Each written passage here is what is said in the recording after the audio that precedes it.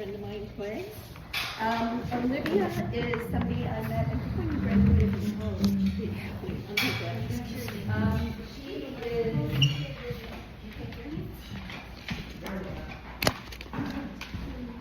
I'll just talk and shout. I have to read this because my brain is not functioning. So Olivia is co-founder with Karen Washington and president of the Black Farmers Fund, a community investment fund that supports Black farmers and food business owners in building and thriving enterprises. So she started out as a BA in environmental biology from Barnard College, and went back and took it at which point she started the nursing fund before or even after. She got an MBA in financial management from NC State University, and basically went on to initiate and start this fund and raise the money for it and create this entire supportive network for Black farmers. She is really an impressive person. The fund itself won the James Beard Foundation Humanitarian Award in 2023, which is very impressive. And she brought two people here that the fund supports to share with us what they do, and not only what they do and how they do it within the community, but how we can help them. So when you're listening to them, think about how we can contribute to something like this, and this can be part of our process. Okay.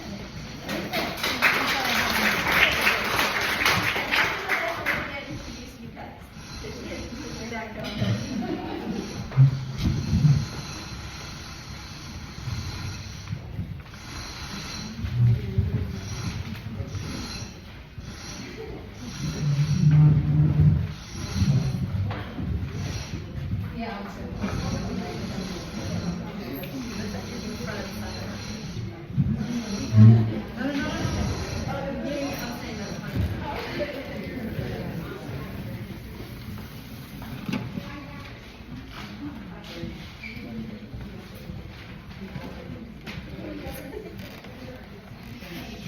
Thank you so much for having us today. We really appreciate being here, and we're really excited to share with you about the work of Black Farmer Funds and the work these two amazing individuals who I admire so much are doing.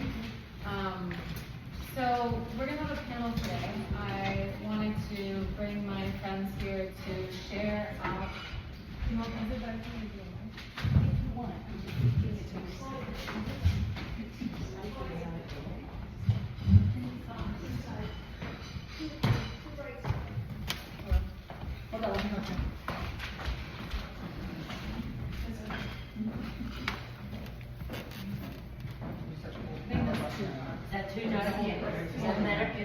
Hello. Is that better? Yeah. Okay. So we're going to do a panel. I don't want to be speaking at you all too much. I want it to be a more interactive discussion, but I'll do some framing of the work that we do at Black Farmer Funds so you have a general idea. And then I have some questions for the folks, and then we'll leave it to you all to ask the questions as well. How does that sound? Okay. So before I get into it, I'm going to introduce both xel and Marcellis. So Marcellis Counts uses he/him pronouns and is the founder of Apian Industry, a for-profit company founded in Newark, New Jersey, that focuses on beekeeping, agriculture, and environmental redevelopment. They were founded in 2020 to improve the quality of life for residents by activating vacant lots and active corridors with urban farms, gardens, and apiaries. This removes years of neglect and replaces it with sustainable solutions that add value to the natural ecosystems of the city. And Marcellis bought some honey, some samples after the panel, so you can check that out. Xel Simone uses they/them pronouns and is a Connecticut Forest and Parks Association certified master woodlands manager, fourth generation land steward, artist and community organizer based in Columbia, Connecticut. Xel's personal walk with the land began in Bulbancha, colonially known as New Orleans, Louisiana, as a forager, culinary specialist, and online plant educator. It has since carried them back to their home state of Connecticut to bring to fruition Hava House, a multi-generational homestead, microfarm and autonomously curated center of cultural preservation regarding ancestral Black and Indigenous relationships with the land, sustainable ag practices, and their intricate relationship with and reliance on intentional community networks. Wow, such amazing people!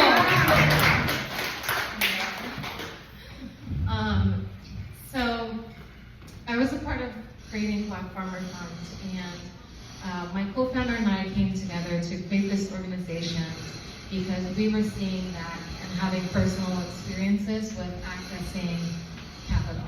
Farmers generally have struggles with accessing capital, and as a young farmer of color, I was also navigating some of the larger systemic inequities at play with accessing capital. And so some of the problems, to kind of give context around what we're working with, is that there's a large racial wealth gap within the food system.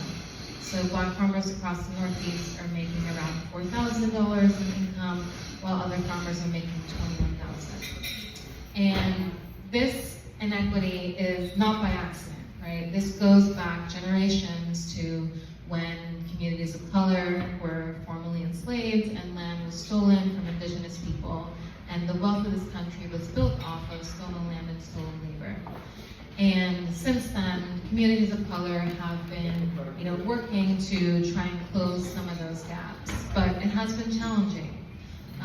When you think about the current major financiers of the food system, like USDA, Farm Services Agency, a lot of those agencies that have billions of dollars have not been able to successfully, fund Black farmers and communities.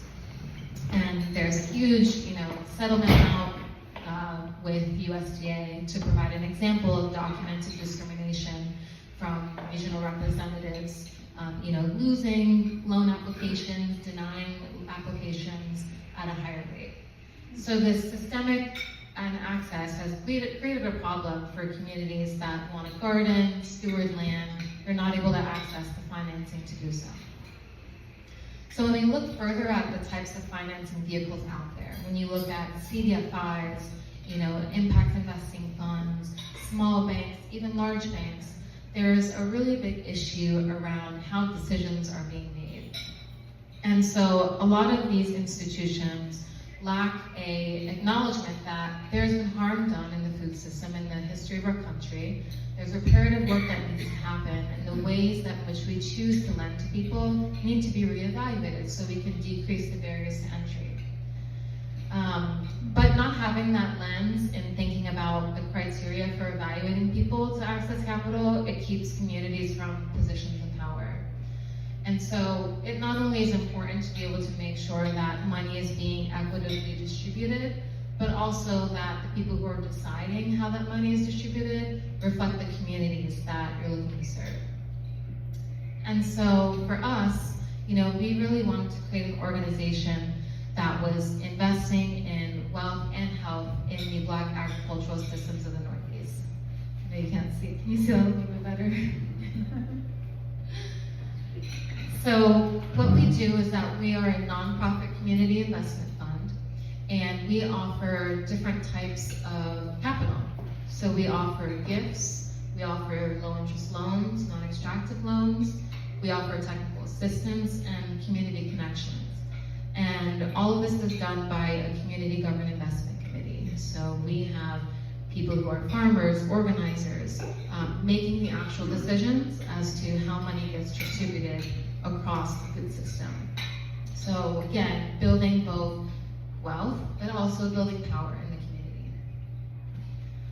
So we began in around 2020, and this has been our impact since 2021. We've been able to raise around $14 million and deploy almost half of that through rapid response funds, which we'll talk about a little bit, through our investment fund. We've also done a lot of emergency relief and technical assistance, and really just ensuring that, money is just one foot in the door. How can we provide other forms of service to ensure that people have network to carry and sustain themselves?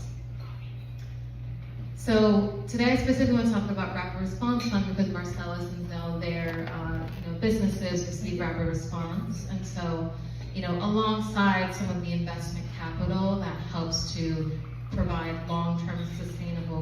for businesses, Rapid Response essentially serves as an emergency cash fund for Black farmers and businesses. And so people can apply for $10,000, $50,000 for any sort of emergency that's solvable.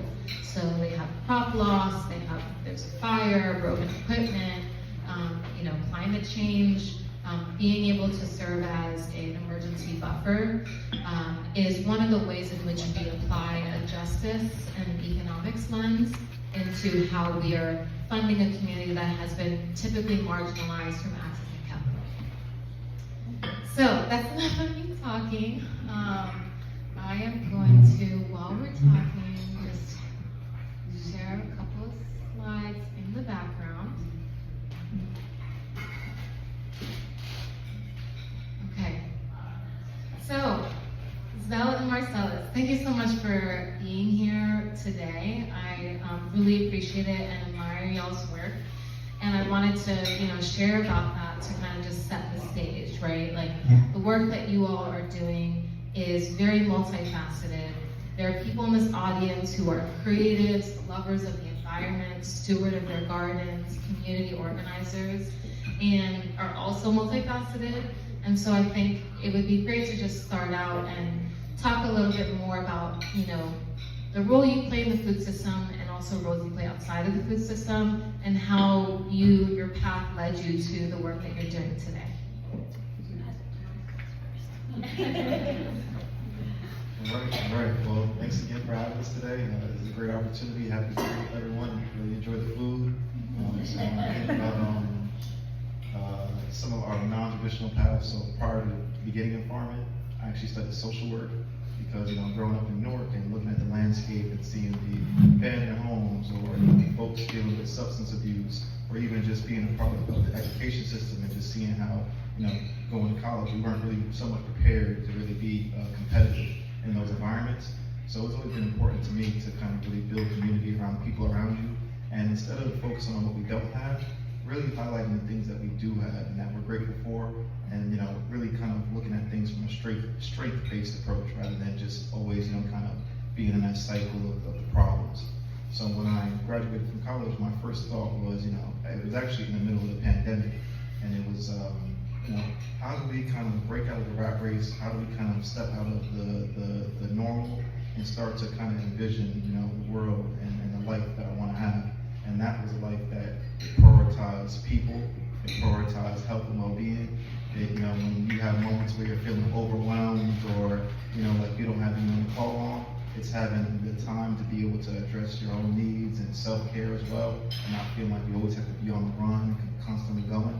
So farming, urban farming, beekeeping kind of provided me with a lot of that grounding. When I first started, I thought I was gonna be famous, rich. I thought it was like, I'm like, oh, this is gonna be great. Beekeeping is so amazing. We're saving the planet. It was like rock star. And then I was humbled by a lot of some of the challenges that arise from, just seeing that, if your bees aren't healthy, then that's the foundation of all of your honey production, all of your pollination.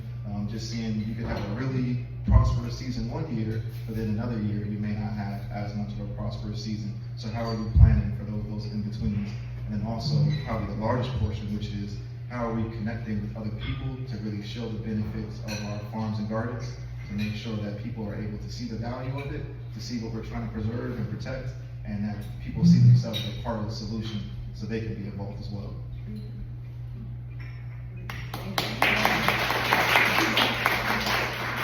Thank you for sharing, and also thank you for having me as well.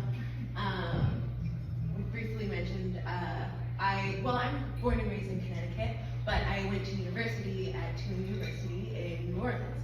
So that is, you did too? Yeah, well, hello. You as well? Oh, thanks. So great to see you all, hello. But I actually, Connecticut's land, there's lots of trees, there's lots of beauty to be seen in terms of the natural world, and I grew up kind of immersed in that, but when I went to New Orleans is kind of when everything started clicking for me. It's warm, it's temperate, and there's fruit everywhere. And so my voyage with the land kind of started with curiosity. I went to college for theater, actually, so completely unrelated. I also thought I was going to be rich and famous, having a great time. But my interest ended up just being in the ginger plants I could find around campus. There's pomegranate that I found, you know, things like that. And I started doing online plant education. So, you know, the kids are always on TikTok. I was definitely one of them. And I was sharing about different ways that you can forage in the community, different ways that you can access food. You don't have to rely on the existing food systems. We can remember how people found food once upon a time, which is just going outside and being able to recognize the plants, recognize the earth, recognize where you are, and recognize that it wants to feed you. And so kind of following that through line led me to a culinary path, it led me to an herbalist path, and that brought me, I guess, the way that I ended up in food justice as opposed to just like a passion for food. There was a hurricane in 2022, Hurricane Ida, and we were out of power for 3 weeks. It was 100-degree heat. It was hotter inside for some reason, and there was no support. The government was not there to support us. And I found that things were actually, people trying to seek food became weaponized. You would go to the Whole Foods and they had armed guards standing outside. I'm talking AK-47. I would go to the Family Dollar and I was greeted with a tank, which was jarring because I lived right around the corner from the Family Dollar. And so people trying to access food became criminal in times of highest need, you know? And so that's when I realized that our food access is really dependent on community, because the people who were providing food were the restaurants, were local restaurants who had food rotting in their fridge. We just all came over and I lived with a chef, so we would go to the kitchens, volunteer, cook, and distribute to the houseless community. We found that we needed to kind of create those systems for food access ourselves. And so when I came back to Connecticut, that became the foundation of the work that I do. I want to make sure that I live on a homestead with my mother. We call it Haba House. It's a micro farm. And a major goal of our major premise is to teach people to interact with the earth, teach people how they can gain food, how they can be sovereign in their food access, and not reliant upon systems, especially as they're crumbling in front of our very eyes right now. And to teach one and to save one. So if you teach people how to find things that they need, then they can save themselves. So that's kind of our premise.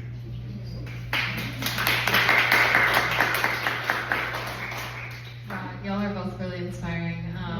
And I think that you kind of are creating a really great segue. You're talking about an example in which there was not food resilience and there was a weaponization of, food. And, I think when a lot of people think about food systems, they think about supermarkets, they think about food banks, farmers markets, and there's so many other ways that you're talking about that people access food.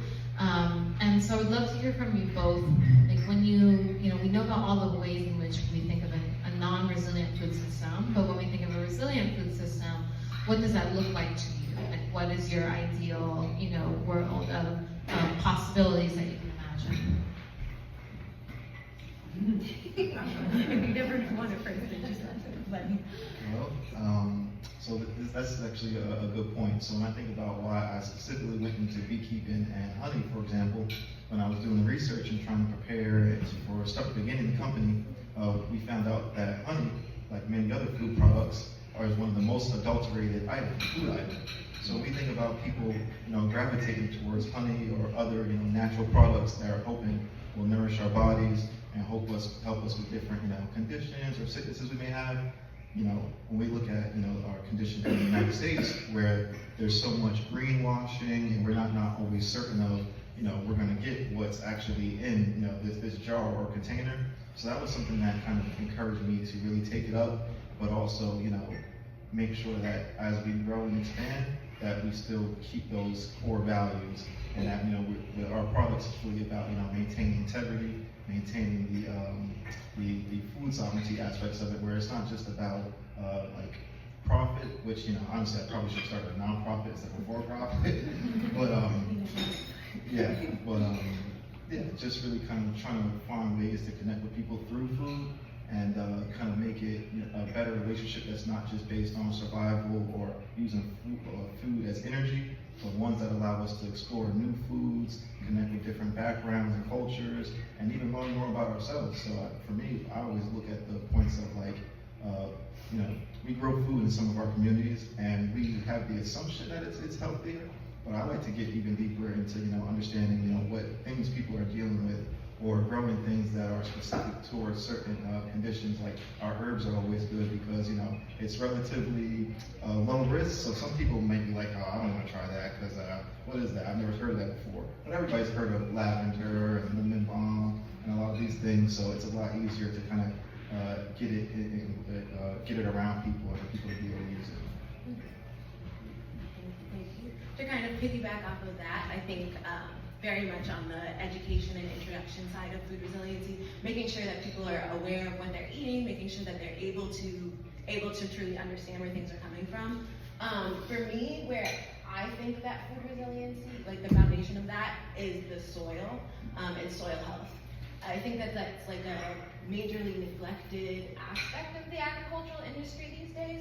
There's less than 1% of topsoil on our earth right now, and that's everything that we use. As gardeners, you know, that's what we need. That will provide our fruit with the nutrients to grow full and healthy and delicious, and also to be resistant to pests, and also to be resistant to the climate changes, being able to adapt to things like that. And our current system of agriculture, which is, I mean, it's primarily monocrop, and it's very political. It makes it, and like you mentioned, it's profit-based, not people-based. And I think that our food system needs to be based off of feeding people and caring for people, caring for each other. But we definitely have to start with the health of the soil. We can't just continue to extract from it. We have to recognize that we're in relationship with the land. We have to give back to it. We have to invest in it and pay attention to it so that we don't deplete it of its strength before we run out. Right now, I feel like that's one of the issues going on in the Midwest. Lots of these companies were very heavily reliant on soybeans and corn monocrop, and now all of these farmers who were essentially bribed by the government to only grow, and different companies, to only grow these two crops and then sell overseas. Now there's all these tariffs, and now they have a lot of crops that they can't sell, and it's all soy, and it's all corn, and it's questionably raised, and it's just not good for us. So we have to think about the root of that. Where does all of that come from? And so that's when you have a food system that's not based off of feeding people, it's based off of making money. Yeah, absolutely. And I think some of you all, you know, raised some of the challenges about having farms and about having food businesses, like the seasonality of it, the markets. The markets ultimately really command, you know, what you can sell or not sell. So what are some other challenges that you all have seen in the food system, and how does your work specifically help to address them? Okay. So one of the challenges that I've seen, and I'll just speak to how I've been assisted by Rapid Response Fund, is climate change. There's been lots of shifts in the climate, and they are negatively impacting farms across the globe, but definitely in Connecticut.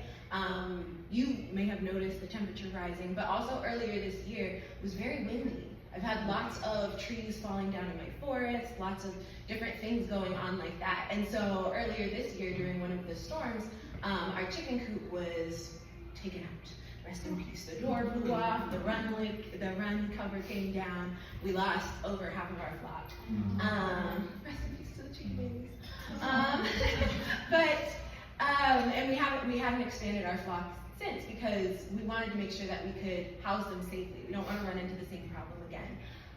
But one of the issues in our food system, and also I'm sure you saw with the statistics, the amount of funding that Black farmers have had historically is very low, and that compounds. This is a compounding issue. I'm fourth generation farmer, and I'm walking in empty-handed. Do you know what I mean? I'm fourth generation farmer, and what I have inherited are very rusty tools that have seen many years of soil.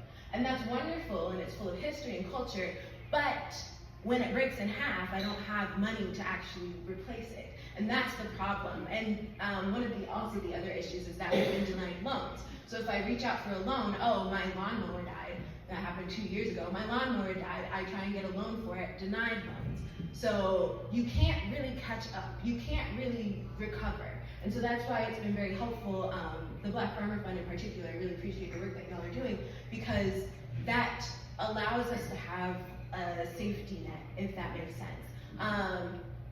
Yeah, and it's beautiful because it's a community safety net. It's not even hyper individualistic where I have a bunch of money and my neighbor doesn't, and like they just have to figure it out. It's one where if I need it, then I can ask for help, and if he needs it, he can ask for help. And so it's something that can continuously support us all. And so through this fund, I just got it this year, so we're still building back, but it allowed us to get a new coop. We are currently constructing the chicken run, and we'll be able to house more chickens. And this supports, I have a free egg program, Sunny Side Up Eggs. And so, or no, they're just Sunny Side Eggs. And we donate them for free to our community members. This was really important earlier this year because I know y'all knew the eggs was $24.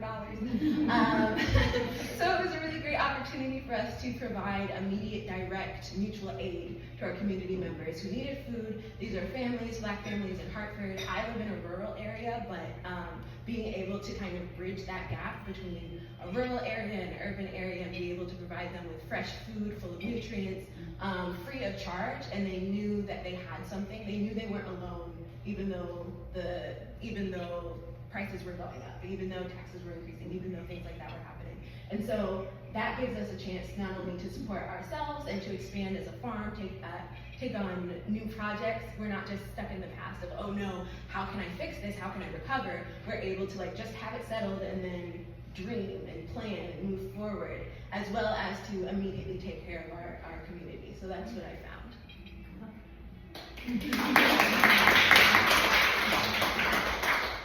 So I'll definitely approach the question from somewhat of a different perspective. So definitely funding being a big issue for a lot of different groups. And when I think about farming and approaching it not only as a producer or agriculturalist, but also as an entrepreneur, just recognizing that a lot of times some of our challenges come from network.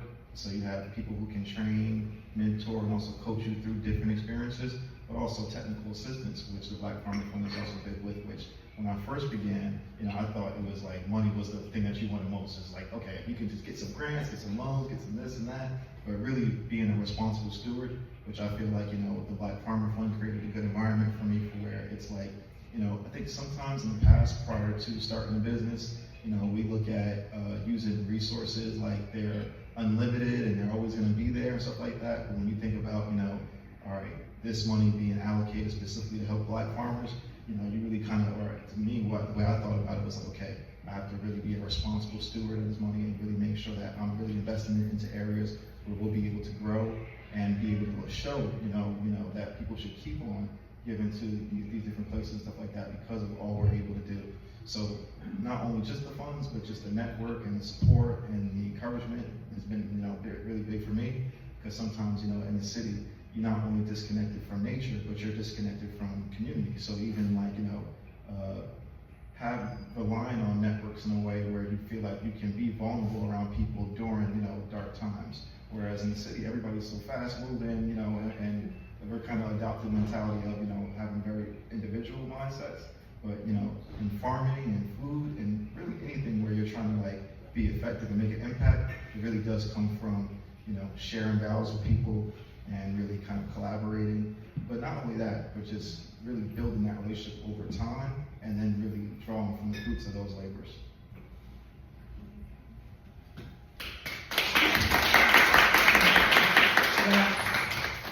So my second to last question for you all before you open it to the audience. So let's talk a little bit about this administration, what we're seeing, right? Everyone's political beliefs matter in this space, so we're not gonna, talk about opinions, we're just talking about facts and how those facts specifically have affected, the food space. So particularly what we've seen with this administration is that, farmers have had federal funding cut. So there are a couple of programs that the USDA offers, a beginning farmer program, a climate resilience program for farmers to, receive funding to extend their seasons and things like that. And then also funding for farmers of color. So all of those funds have been initially paused and then cut from this administration's efforts. And so I think for a lot of people in the Black community, this is not new, because we've seen this before, of USDA either just not giving money in general.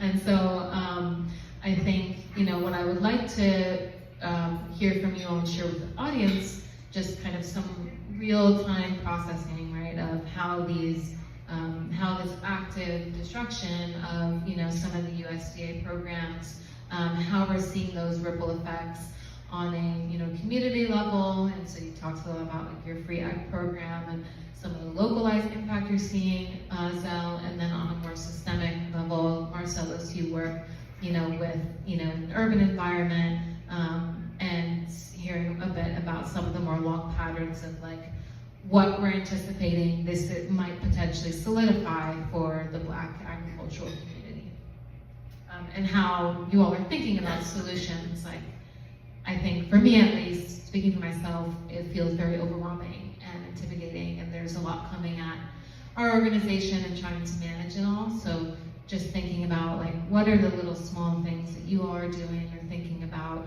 to actively find ways to pivot and adapt within this climate.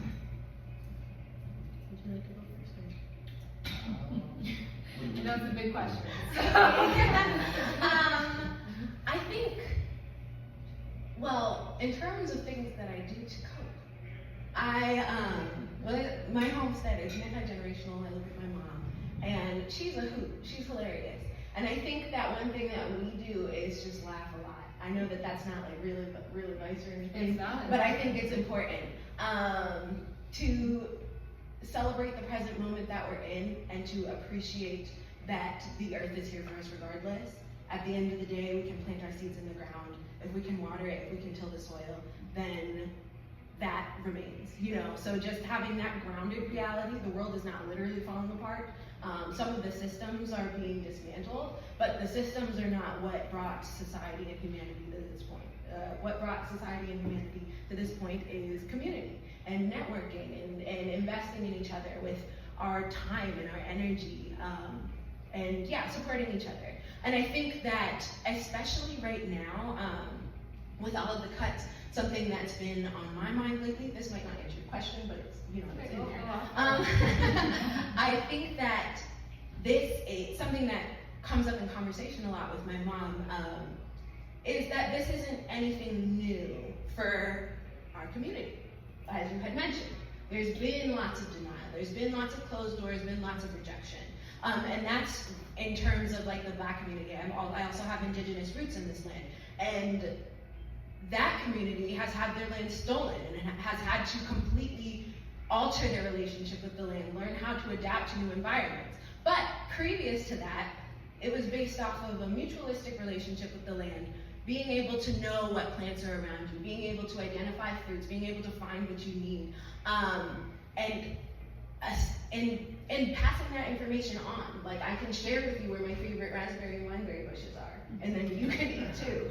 And the fruit will always be there, especially with the perennial type. Like, if you know where to go, then you can always find it. And I think that what I've noticed a lot is lots of panic in the agricultural space, especially, honestly, more so with white farmers than with non-white farmers.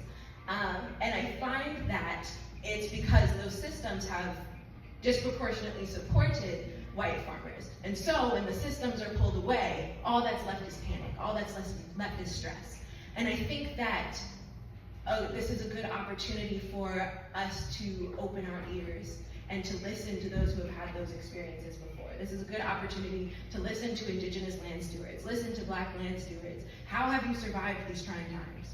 How did you survive the past century with absolutely no government aid? How did you survive when all that you had to eat was government cheese and white bread? Because that's not a full meal.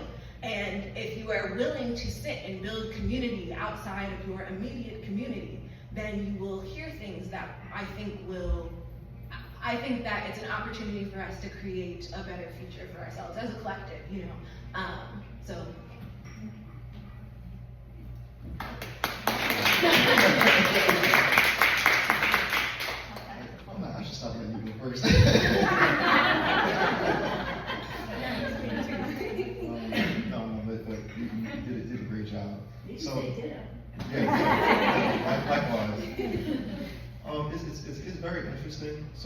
actually start by sharing a little bit of information about myself. So my name, Marcellis, actually translates to young warrior. And there's different times where I try to understand exactly what does that mean in terms of my purpose and how I contribute to the world. But I think that it's not so much like a physical, like I'm supposed to be out fighting, whereas it's supposed to be like an attitude of like not giving up and being able to see new futures and hold on to them and really kind of inspire people and like kind of rally people and galvanize folks as we try and effort to get to those new landscapes and new places. Just because I think of earlier on in my journey where I was a big proponent of Black Lives Matter and different things like that. And then you just kind of see how like anytime a lot of people kind of get in big groups, it's like how does that trickle down to the like micro? How does that actually affect how we are able to live our lives, and how is that really going to affect everybody? And farming kind of helped me understand that like a lot of these things when you're organizing people can be really difficult. So I used to be very like, oh, the government or the city of Newark, like the city of Newark is infamous for all types of corruption and just mismanagement and stuff like that. And I used to be so critical until I became in a leadership role, and I was like, man, I'm struggling in this. I'm only in charge of like 2 people. So one of them's me. So, that kind of changed my entire perspective and approach to, doesn't take any responsibility or accountability from the people who are in charge. However, it is really inspiring and empowering everybody as individual stewards and seeing that it's like something that comes together. Everybody might have different pieces when it comes to equity. Everybody might have different roles, but how do we really bring that together and when we think about the why are we doing this? And it's really for that future. It may not necessarily be for us to enjoy right now, but it's for, future generations, it's for our families. Like, anytime I've had challenges in the work, I think, well, I really can't give up just because, that's my mother, that's my brothers and sisters, that's my family members. So that encourages me to, double down on difficult situations. So conflict resolution, working with people who have the similar or completely different views, checking myself when I might have to check my privilege, or because I might think of myself as disadvantaged in one way, but there's other ways where I might inherit privilege and that might affect my mindset. So really just kind of like constantly checking myself and just trying to become better so I can be a better civil servant, be a better collaborator. Now when I think about the political situation and how all that affects that, I just think that it's a little bit tough just because I think it inspires a lot of like outrage from a lot of different people and it divides people a lot more. So I kind of encourage people to see like, hey, well, even if we're all ganging up to fight with somebody else or like that, at least we all have a reason to come together now, you know what I'm saying? Or, trying to look at the bright sides or even like the actor, or even sometimes realizing that everybody's humans, even Donald Trump. So it's like, I was actually having this conversation with somebody where I was like, you know what? People make mistakes. Nobody's perfect. Instead of me judging other people, I need to be thinking about what I would look like if I was president. So would I do a good job? Would I do a bad job? And then take that and then think about how I'm applying that to my life and how I'm being the president of my life and the president of my company and the president of the things that are important to me. So that's how I try to look at it. Amazing. Those are really great responses. So the last question is, everyone in this room, we've just heard all these amazing awards for beautiful dahlias and creativity and all the community organizing that everyone's doing in this room. And, your last maybe message to this audience around what they can do to continue to strengthen food resilience, natural landscape resilience in this community of Shippan Point.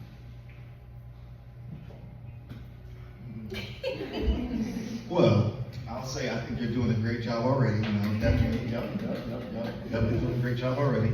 But I think it's always just like not straying away from difficult conversations and giving ourselves grace. Sometimes it's like not internalizing things a certain way. So even when we have situations where there may be negative about, we can understand it, process it, but maybe not hold on to it, let it go, so that we're able to move on in a healthy way.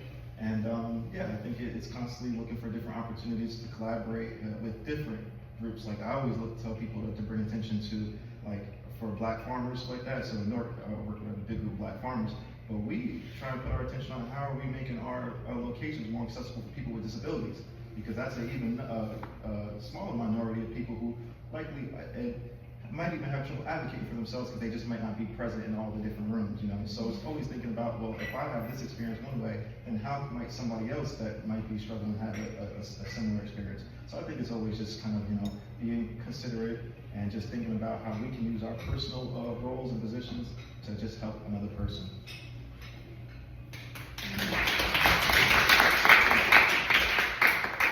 Yeah, I agree with all of what you said. To kind of piggyback off of that, well, echoing the lines of access and intentional energy, I feel like those are kind of the main points. An actual like activity that y'all could do that I think would be fun, or that I'll just offer to the space. One thing that I love are, if you've ever seen those little free libraries around? Yeah. Great, so they have them, but they're little free pantries. And that, if you have those in your community, building those as a community, or if you know carpenters setting those up, those I think are very effective ways, both in terms of communicating an intention as well as actively opening a door. So that's an opportunity where you can establish food sovereignty in your community or in your neighboring communities directly. It's open and it's free. There's no surveillance, so people can come in and take what they need, or if you have excess, you can leave what you need. And one thing that's nice is if you just have somebody like come check on it once a month and like remove all of the expired produce, or I mean the expired dried goods. And so it's usually good for pantry goods. It's a really fun community project, so if you know any kids, they can start doing little construction projects. You can have them learn how to build something. It's a great opportunity there, but it also kind of sends a signal to your community that we are people who care about people. We are people who want to take care of each other. We care about our neighbors. We'll leave out food for each other. We'll make sure that everybody on our street is fed. And I think that having that intention behind what you do and actually taking steps to make things more accessible, it sends a signal to your community, and it also, I think, sends a signal to yourself that I am a part of something that's larger than myself, and that this food network and food access is a part of community building. It's a part of being a human. It's part of being alive. And I think that that's just a really fun, tangible community project that y'all might want to take up. Does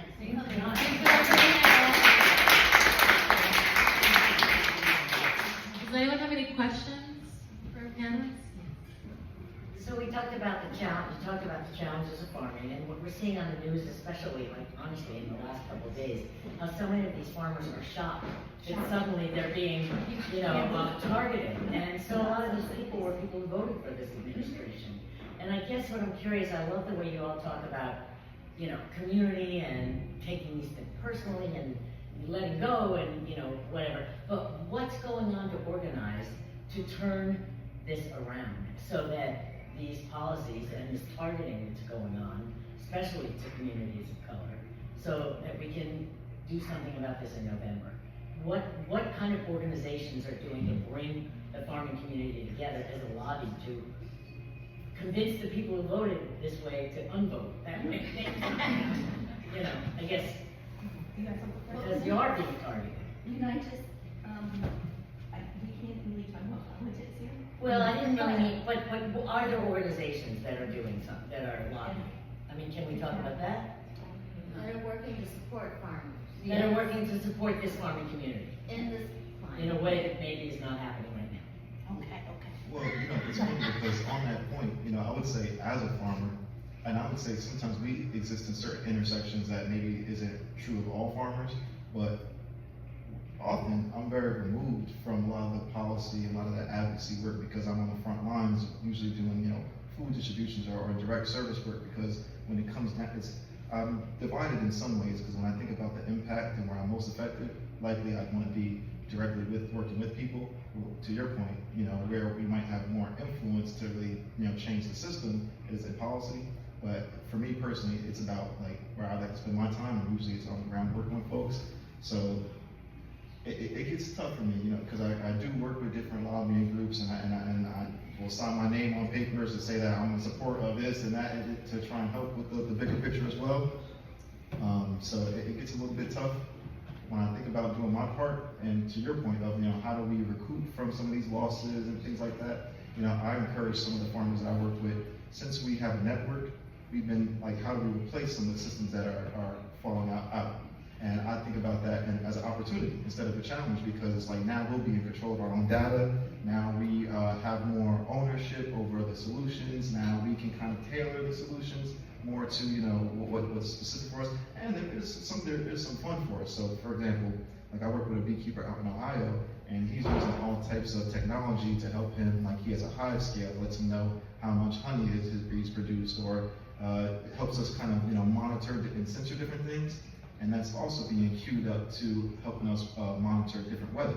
So now what we're trying to do is have different beekeepers or different farmers in a certain area or region have just small little weather stations and stuff like that, so that we can aggregate data from. So now we can kind of like have more climate informed, you know, farming and gardening. But also now this is data that we can like overlay together and say, you know, this is what the weather looks like in New Jersey or Ohio.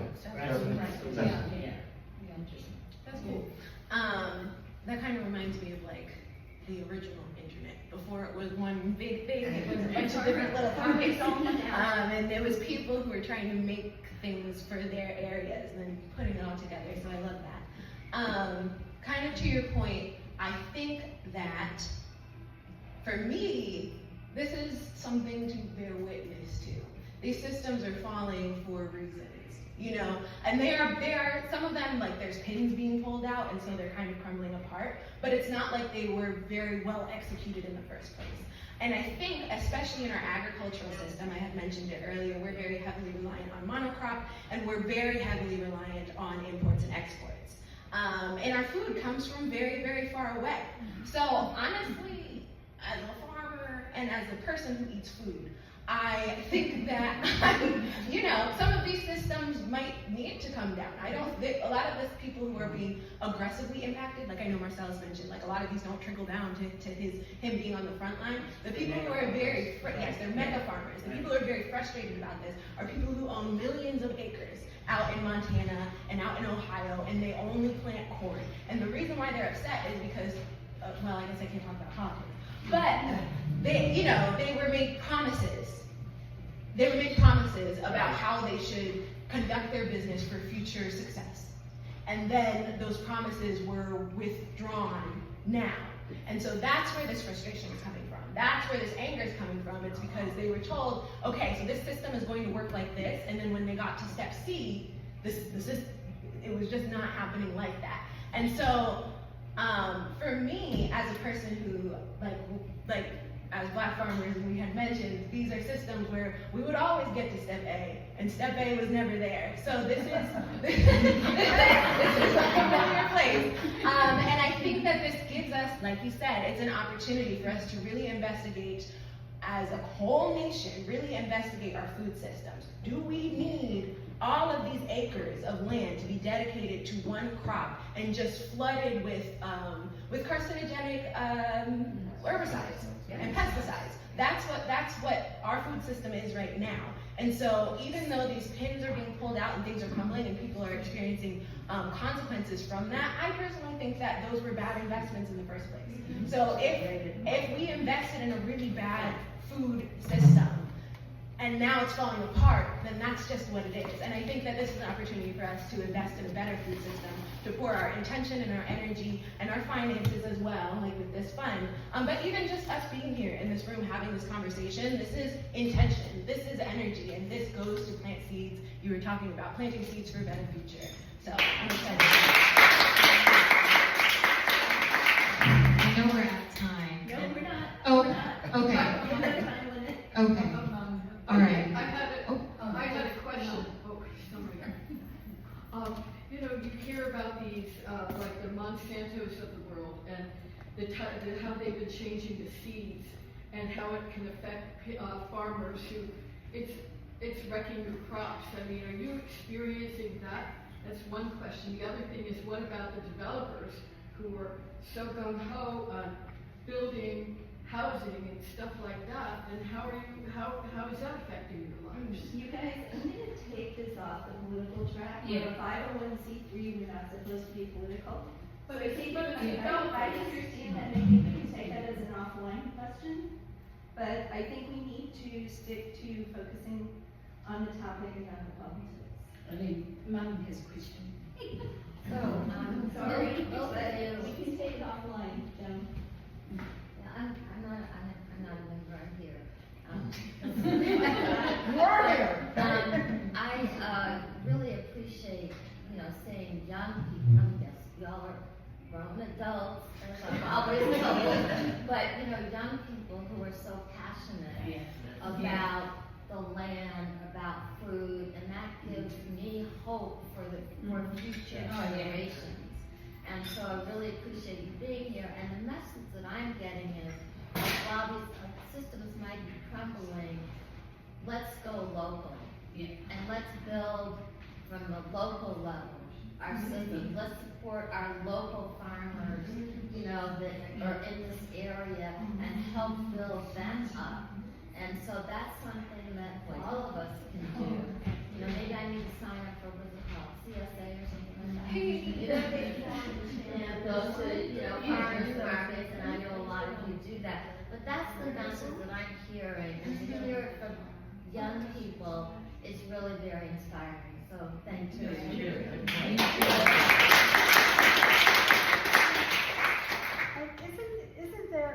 Isn't there a lot more local farming now?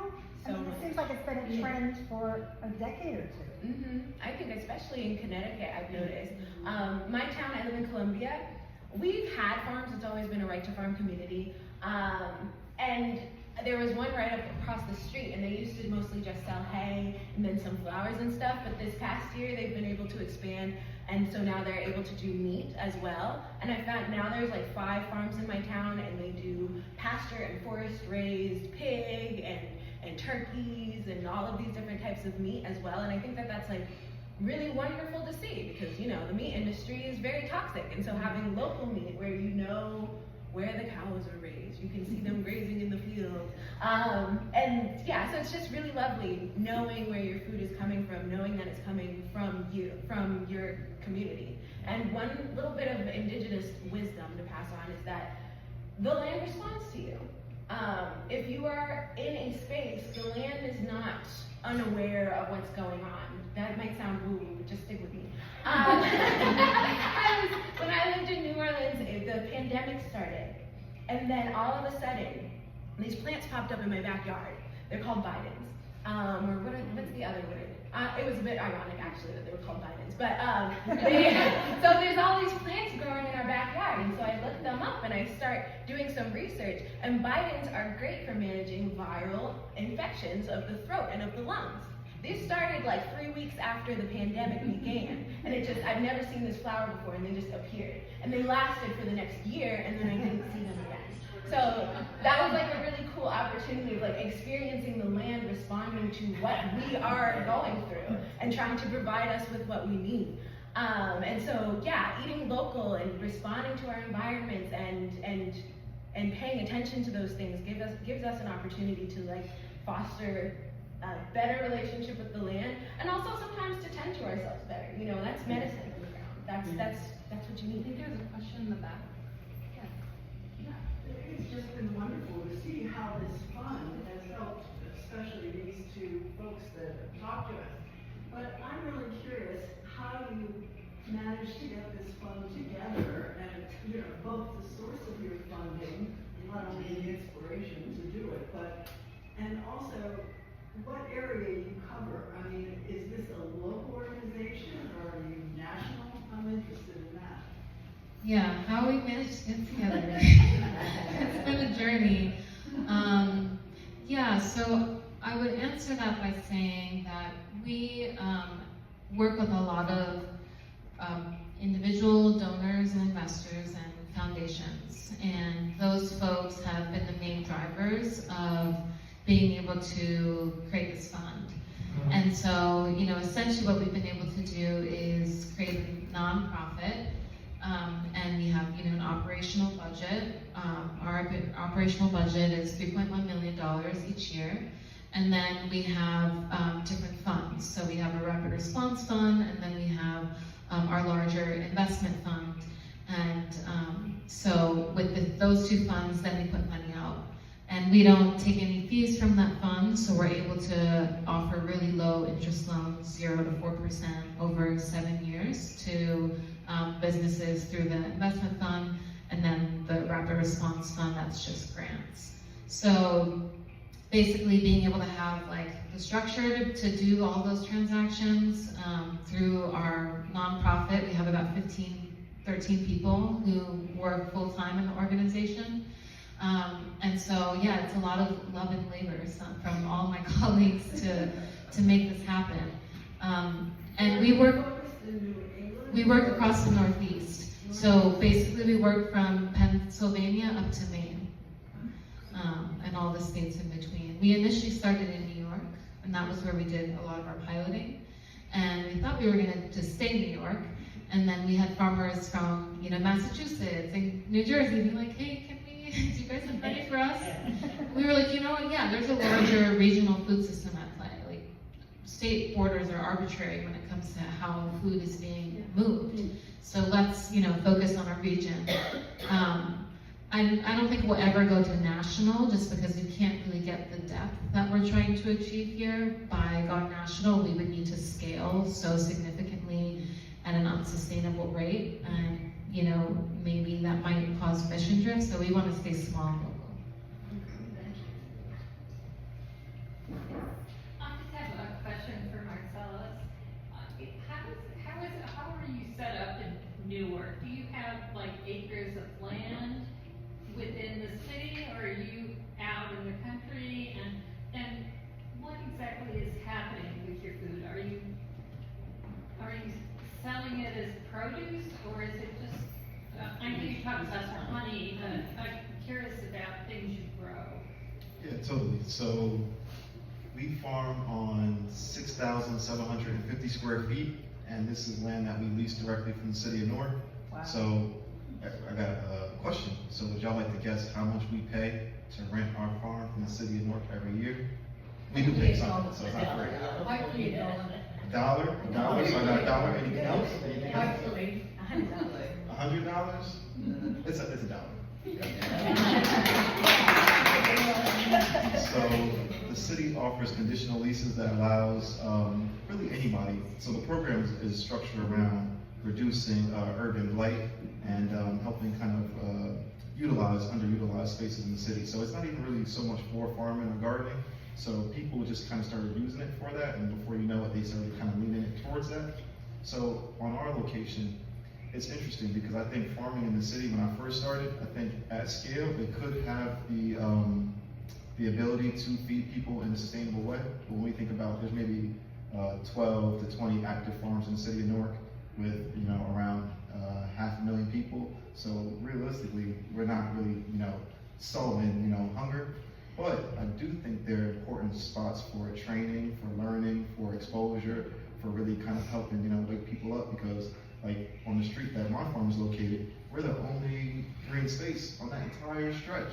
So there's no parks. You might see somebody's, front yard, but then again, we're in the city, so we're talking about very small. So I look at it like, it's not just, a place for growing food, but it's also for sharing information. One interesting thing that happens at our location is that people who never interacted with each other, like neighbors who never interacted before, believe it or not, they came, talking to me about their issues. I put planters on the street that took up a bunch of parking spots. So when I was out there one day, everybody was like, oh, he's there, let's go get him. But through that experience, people started to realize, oh, well, you're my neighbor on the other side of this house, and neighbor on the other side of this house. So I recognized that it really wasn't only just food that we really bring into the community, but really helping kind of having people having anchor points where they can, share different, problems that might be local on the street, or it might be bigger, which involves a municipality. And since I am that intermediary, I'm able to help with some of those things. But we give the food that we grow away at no cost, and I sell the honey to help fundraise the operation of space.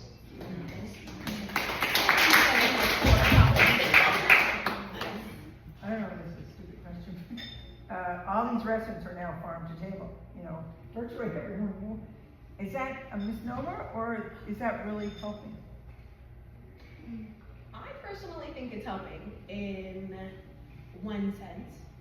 I think that having restaurants directly connected with a farm, and this is from my experience in different locations as well, and having like seen the inside of the the restaurant industry too. I think that gives restaurants a really great opportunity to showcase local flavors, and that's something that is like an underside, like a secret benefit. We're all used to them same cherry tomatoes, the same Roma tomatoes, we all have the same romaine lettuce and the same endives, etc., etc. But local farms are often growing heirlooms or niche vegetables, and actually having a varied diet like that does contribute to like well-being for your community. So having different types of crops and having a wider array of food is better. And then it also cuts down on, this is a major issue with the agricultural industry, is the transportation aspect of it. If we're getting all of our food from California, how many carbon emissions is that in that voyage? So every single box of tomatoes you get has a huge impact on the environment, as opposed to if you were to get it from a local farm, that impact is drastically decreased. So I think it does benefit the environment that restaurants are trying to be intentional about it. I do think it started as a marketing ploy, but I like it. And also for restaurants, restaurants typically offer farmers the highest amount per pound for their product. They usually offer a premium in comparison to, just selling it at a farmer's market or selling it wholesale. The other side to that, though, is that they're pretty strict about quality, which makes sense. But they're very great in the farm market, being able to get a lot of money for their product. And these restaurants are in fact getting their product from farms, local farms, not, a farm in California. I mean, it depends on, you have to check out the actual restaurant. What inspired you to start the fund? Yeah, that's a great question. I think what inspired me to start the fund was that I was, a farmer. I was working full-time as a farmer. And when I went to go start my own farm project, I was having challenges with accessing capital. Similarly, either I was too young and I didn't have enough credit built up, or, I was doing something too niche. They didn't really understand how to finance agroforestry and mushrooms and honey. So I experienced the challenge that a lot of the folks that I work with now are actively experiencing. And so I really wanted to understand more about how money works and effectively how capitalism works, and how I can be able to move money into things that interest me and that I'm passionate about. I just have one more question for everybody here in Stanford. Is anyone aware of anything that's done in Stanford similar to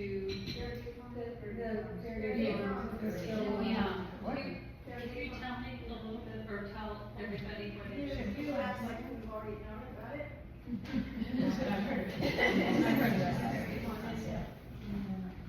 I'm not enough volunteering there. I have them on my calendar. It's like doing other things.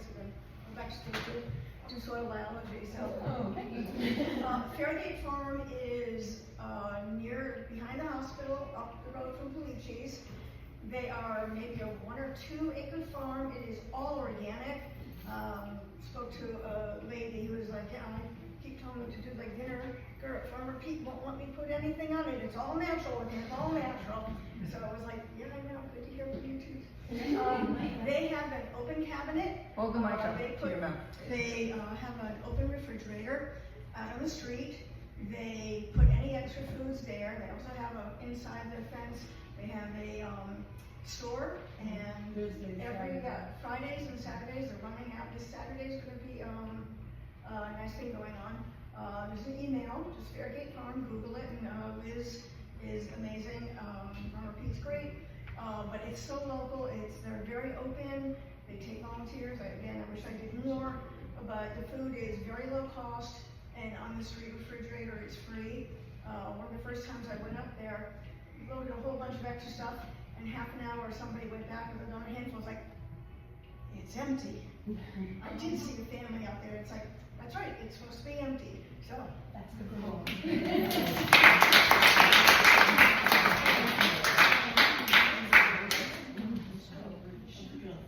Yes.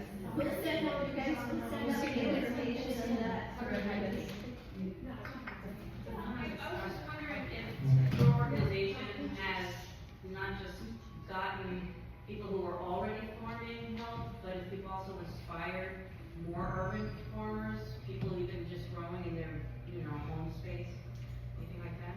Yeah, yes, we do skill shares, so any Black individual who's interested in farming can come to learn about it, and the audience is specifically other folks who are actively farming, so we create opportunities for people to learn from each other. But then we also fund community gardens and urban gardens as well. So we do 20 grants for community gardens each year across the Northeast. So yeah, that was one of the things that we started doing like 2 years ago with actually the money that we received from the James Beard Award, because a lot of the funds that we are using right now are for people who are already actively in business and who are making revenue, but there are also so many other ways to grow food that don't prioritize profit that are pivotal to community resilience, like community gardens and urban gardens, so we support those as well. One more question? It's not really a question, it's a comment that for those who have extra produce from their own gardens or wherever they find it, the food bank of Lower Fairfield County is less than 10 minutes drive away from our community. And you can go in there and give not only your own homegrown goods, food goods, but what you get from the grocery store that you have too much of, you could give to the community that are in need, and will be more so in need in the future. They're getting from our store. We're gonna send out information on that for everybody. Oh, okay, so we also have person to person, which I think they run a food truck, and they provide food for people which you can donate to. There are many people in our community that are really involved in that. I mean, most people think of them as clothes and interviewing job resource, but they also have a food resource, so they are very active. And they anyway, but I want to thank you guys.